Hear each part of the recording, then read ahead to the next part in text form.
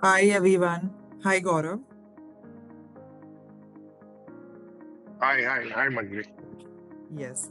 So let's begin today's masterclass. Hello everyone. So welcome to today's masterclass. Today we have got Gaurav Kapadia, the CEO of Toughalt India in the house. Let me just tell you a bit about Gaurav and his company. So Toughalt India runs plants across India in Taloja, Khalapur, Mathura, and Haldia, producing steel barrels, and bitumen drums. They are known for their packaging solution for PSU oil refineries. While Gaurav is leading the charge at work, you'll also find him dominating the tennis court. He's an avid tennis player. He's got multiple international tennis federation master titles.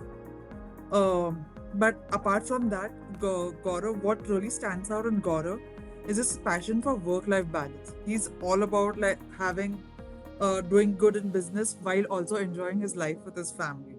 Let's give a warm welcome to Gaurav. Hi, Gaurav. Hi. Thanks, Manvi. Quite a good introduction. Humbled, so as to say. So let's begin with our questions today. Uh, Guys, if you have questions, you can just start putting it on the chat. We'll get to it. Um, So, first question: what unique challenges and opportunities have you encountered in the manufacturing process of bitumen drums? Yeah. The biggest challenges we've encountered in this industry were saturation of market, shrinking margins, and rogue customers. So when I say saturation of market, what happens is there are a lot of people in the industry who are on the other side of the fence, where they are either suppliers or they are machinery manufacturers. So a lot of the MSMEs, this is one problem for us, where people lure others into a business that, hey, this is a very rosy background. So the markets get saturated. Secondly, with this saturation, the margins shrink. Everyone is out to, compete with the other, outbeat the others. And lastly, there is something called rogue customers. Unfortunately, in our environment, there are a lot of customers who see this situation where there are multiple suppliers, and understand this and understand the animosity between the suppliers and take advantage of this. As in, they may take a particular product from one supplier, not pay, or make some undue deductions and come up with issues which are not correct. And what happens is that the next guy is ready to supply to him. So this is a very peculiar situation amongst MSME, markets. Also, to add, we overcame this is by one basic issue here with a lot of us is that we see our competitors as our enemies. That concept and that thought process needs to be removed. They are not our enemies, they are competitors. It's like you play a sport, as in you mentioned about tennis. If I play a game of tennis, the match gets over or the set gets over. Once I'm off court, we may be friends, we may not be friends, but we are surely not enemies. You may not if you don't get along with a particular person, that doesn't mean he's not your enemy. If he's your competitor in business, he's not your enemy. So what has happened over the last few years is that after getting into this situation with shrinking margins, and so much competition, we encouraged all our competitors to speak to each other, have a dialogue open. So once that happens, you realize that everyone is there for the business and not out of a personal vendetta against each other. So what follows is a little bit of more harmony, where people stop getting unreasonably competitive. There's an example, which comes from the Indian mythology, that one guy was praying. He had an enemy. There are two guys who were enemies. One of them started praying to Lord Shiva that for a long time, and Lord Shiva appeared. Say, I'll give you one boon. Ask me. But the condition is, whatever I give you, double I will give to your enemy. So this guy thought hard and said, please take away one of my eye.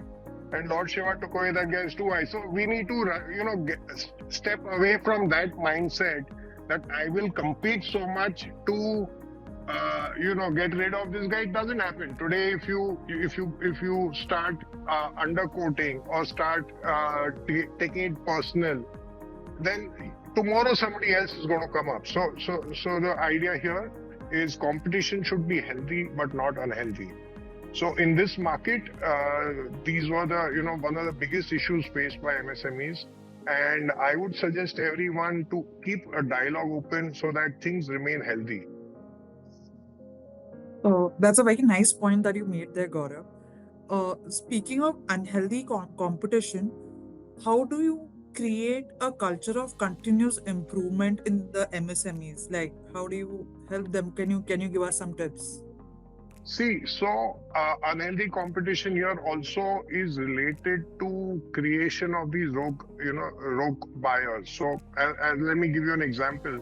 That a particular buyer used to take advantage of this situation where he would, as I said, take a particular product from us, delay payments, or there was an instance when we sold some drums to one customer. He bought those drums, filled a product, exported them to another country. I think it was Egypt. After 2 months, he comes back to us that the drums which we bought from you 2 months back have leaked in Egypt, and we are not going to pay you for the entire consignment. So this situation we avoided by, when we had dialogue, and we are able to kind of have a communication that such buyers who are taking disadvantage of us, we should not, as in most of the people stop supplying to them. So this unhealthy competition this way can be eliminated. So, I want to take you back a little bit to your business. So, when you speak about operations, like your company has operation across India. So, Right. how do you sort of maintain that consistency in the manufacturing process, while also are there any like quality control measures that you take while production? How do you do that? So, first of all, in this case, there is Holy Grail, which is our SOP, the standard operating procedures. They are Holy Grail.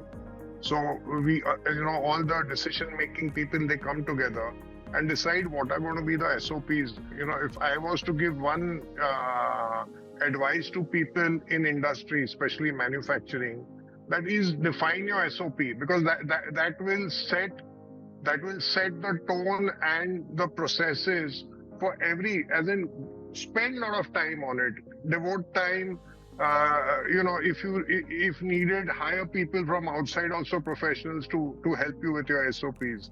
But once you have your SOPs in place, what happens is that it's a set standard, operating procedure which everyone is supposed to follow.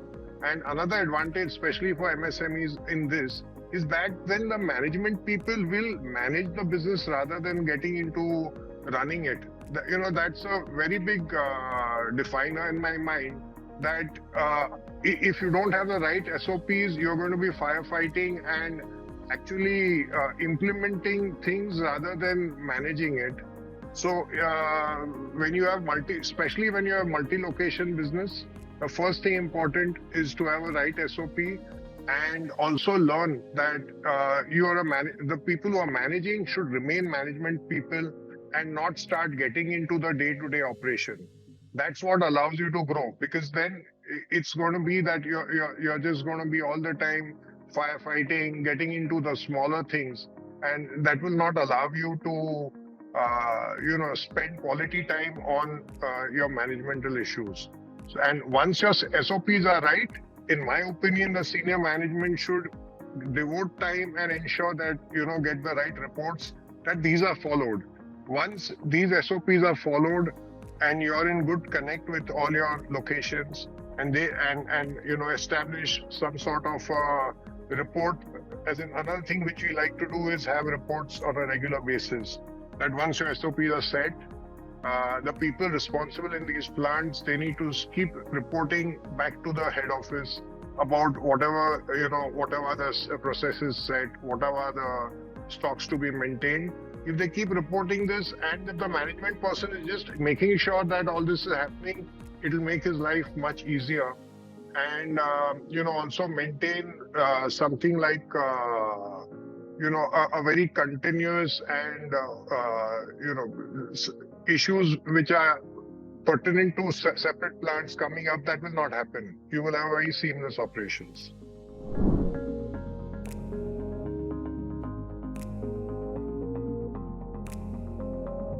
I completely agree with you there. So, speaking a bit about SOPs, I think SOPs are very paramount in the industry like yours.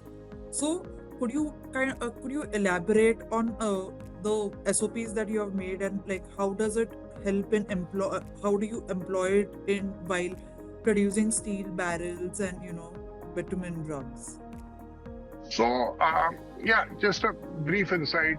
It's quite a technical matter, so may not be as interesting to others. But as in your SOPs, the paramount importance is your raw material. So, what raw materials you buy, and once you ensure that the raw materials are good, then also all the technical specifications to be maintained for drums. We have certain testing processes, of random testing, that if you make a batch of a certain number of drums, all the drums have to be tested to a certain level. There's some higher level of testing to be done for the smaller lots. So as far as all of this is done, this sort of a SOP is maintained, where draw out what could go wrong and how do you eliminate these things. I think you're good with that. Thanks for this insight. I want to move into the the digital space right now. Like in today's day and time, we thrive on digital platforms. So, can you tell us a bit about how MSMEs can leverage digital platforms to make their manufacturing processes smoother, improve their product quality, and expand their range? So, I think as far as we speak about digital, I'm going to put it in two buckets. One is the automation that you can bring into your processes. And the second part is there's a big drive and boost from our government, from different quarters, to help MSMEs use the digital platforms. So when I take up the first is about automation, of course, every industry is different. So there's a level of automation possible, level of automation not possible. But wherever you can, and if it is within your means, you should look to automate. Also, one thing I've found is, as an MSME, we come across a lot of vendors and people into automation who, it's like if you buy a product, it sounds fancy. I'm going to give a not so great example. But you buy, today, if you go out in the market to buy a packet of, say, digestive biscuits, only if you read the fine print will you know that most of them are, are maida biscuits, but not made of atta. So similarly, to understand the fine print is very important when you get into any sort of automation, because people will promise you the stars and the moon, but actually understanding what they are offering is the challenge here. So what I would suggest is, when you go for any sort of automation, people who sell come up with fancy presentations, but it is important to actually go through them and understand what are what is it offering to you. Is it actually solving your issues, or is it just something that you're implementing just for the sake of the word automation? So understanding that is important, and also making sure that it's setting in your means and your budget. As far as the second part goes about the digitalization from government, there is a GEM portal which I guess most of us would be aware. A lot of PSUs have also come up with the eProc websites. So I would suggest to all MSMEs to have people who, to either have your people trained in understanding these gem portals and the e-proc websites, because there are a lot of new opportunities uh, opening up with different PSUs, different government companies, which are posting, maybe a decade back, a lot of procurement was happening in-house, in a very hush-hush way within the lot of PSUs and government companies, where they would have their set sellers, and it would be not necessarily some under the table arrangement, but they were comfortable in their own pond. Now this has widened and it's like out in the ocean. So uh, there are protocols, and there are also, it's compulsory for them to post their requirements on these websites as per the level of buying.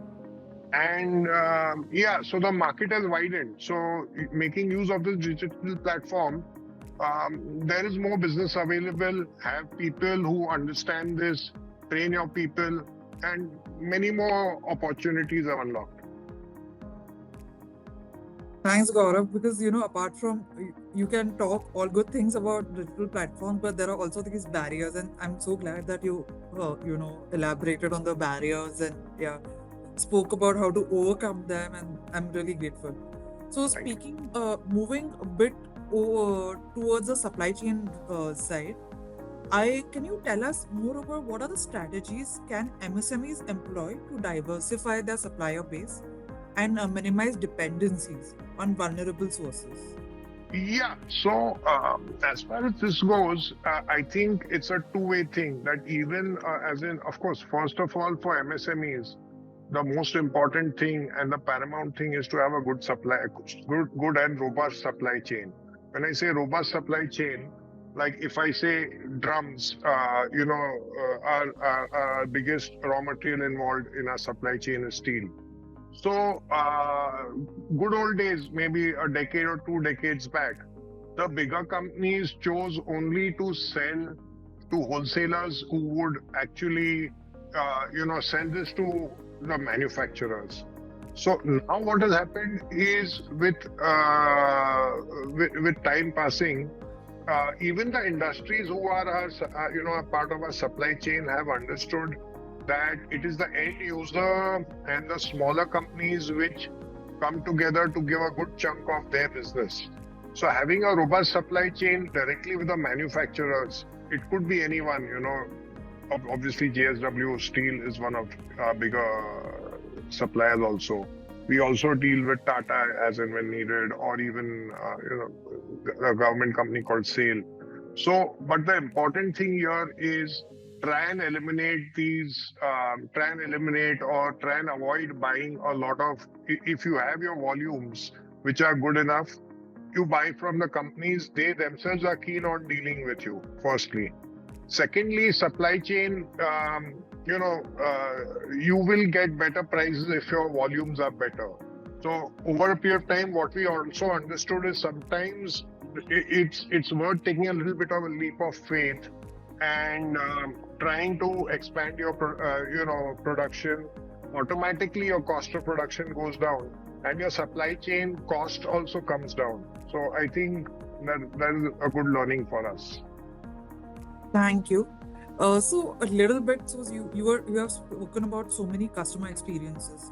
So can you tell me a little bit more about how customer expectations and behavior has evolved, and how can MSMEs adapt to their marketing and sales strategies accordingly? I think, first and foremost here, I think when we speak of MSMEs, we need to get out of the shell and start, in the earlier days when there was something, it used to be SSI, small scale, before MSME was derived. So people in the small scale and MSME always thought of themselves as small fries who, so that mindset has to change, that MSME is one of the largest contributors to the economy. And if you're an MSME, it does not mean that you have to stay within small means, stay within a small mindset. If that mindset changes and you're able to kind of change that image of yours, your customer starts thinking of you differently. Once that happens, uh, you know, their expectations from you also are on a reality basis. It's like if you don't show your worthiness as a company, as a corporate, the customer also, thinks of you as, okay, ये small scale वाला है, इसको तो, so they, first of all, they start treating you in a better way, firstly. Secondly, outreach, I think the most important thing is communication. So equally as I elaborated on having a good dialogue with your competitors, it's important to reach out. As in, we have a set processes even in our SOPs that on field, whether it is to somebody who's accepting the drums in the plant level, or it is somebody who's procuring. Communication with them is very important because it helps in not only one way where you're in touch with them, you get a lot of feedback from them. You get a lot of intelligence also that, okay, you know what, this guy, there's another company who's come up with this change in the product, and we get to know about that. So reaching out to a customer, absolutely keep good communication, reach out to them, never be shy of showing that you're from a good company, taking pride in your company, having some sort of once in a quarter, once in 6 months, have some sort of get-togethers which you can get together all your customers. They equally, it's earlier mindset was that people are afraid of their customers, but times have changed. They themselves want to interact with you. They want to also come and share feedback. So yeah, I think interaction and communication is the paramount thing.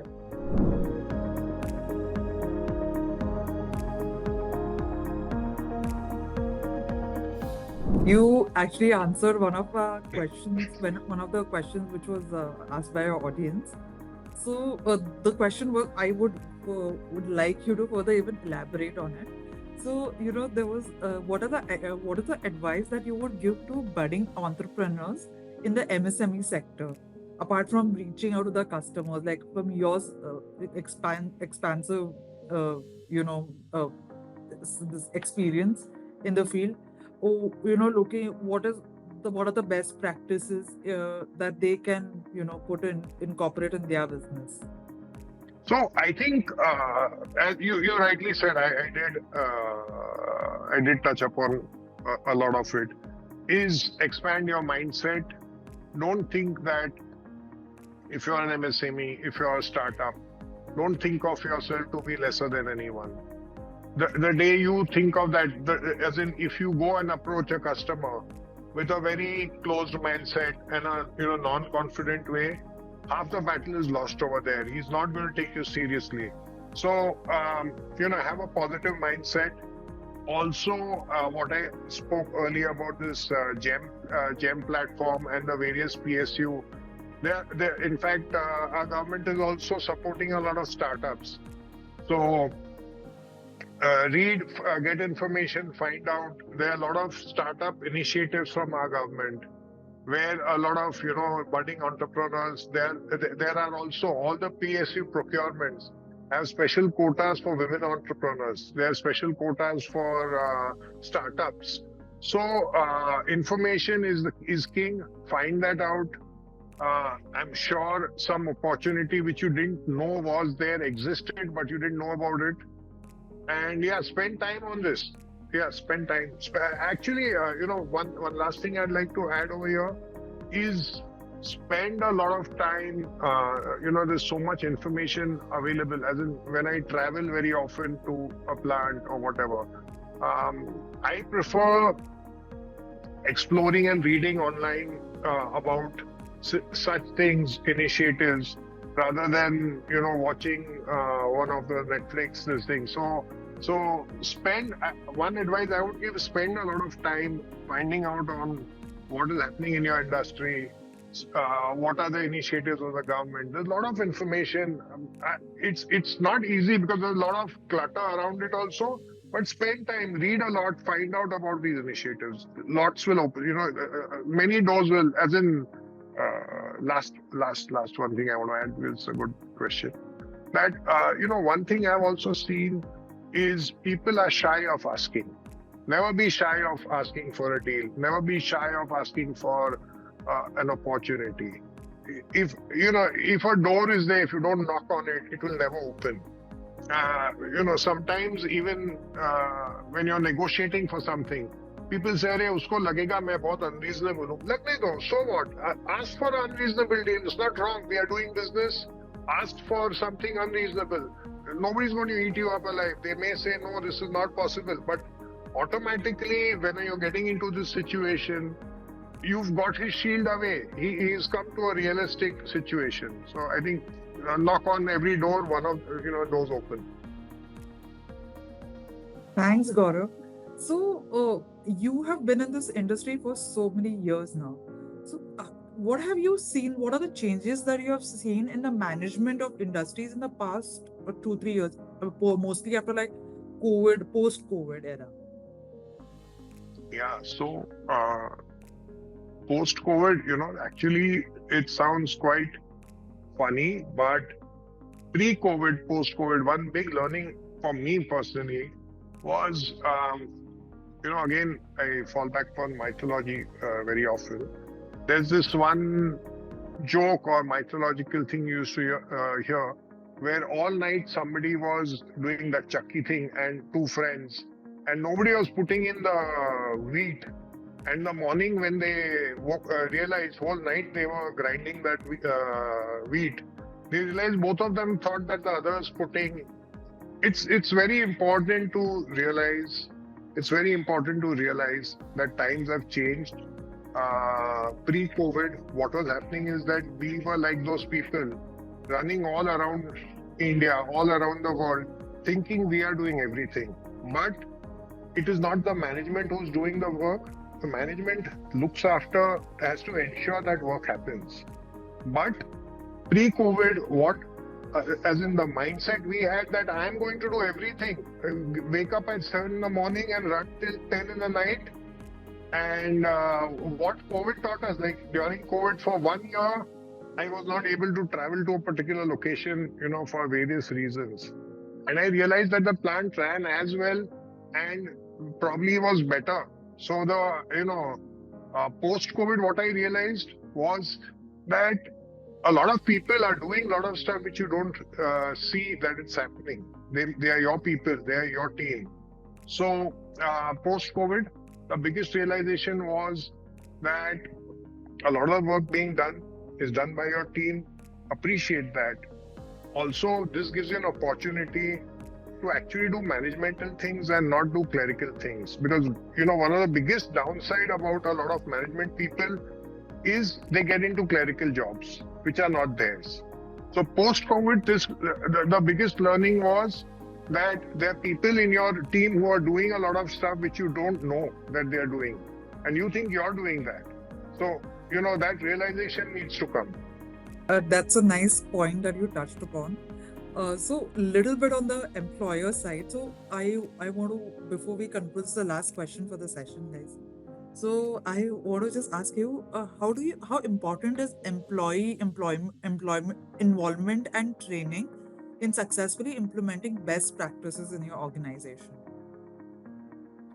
Yeah. So, as in equally part of COVID learning is that if you're not going to take care of your employees, if you're not going to make sure that they are happy, if you're not going to make sure that they get what they want, obviously they will not give back what you want. It's a two-way traffic. It can't be one way that they will keep working for you, they will keep delivering, you will keep making the money. Nor is it fair, and it doesn't work. So I think the most important part here is making sure that your employees, they're part of your team, they're part of your family. Whatever are their needs, you need to be awake to listening to it. You need to be sensitive to their requirements. So do more for them, be more in touch with them.